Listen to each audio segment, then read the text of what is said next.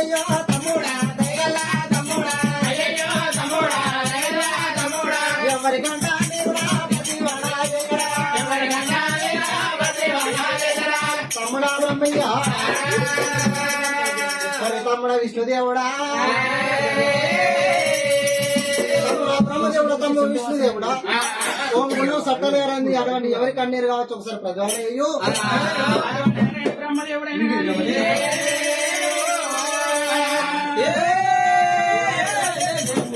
అయినా కానీ ఇది ఒక కంటి నీరు ఎక్కడు అని ఏనాడు అడిగినాడు.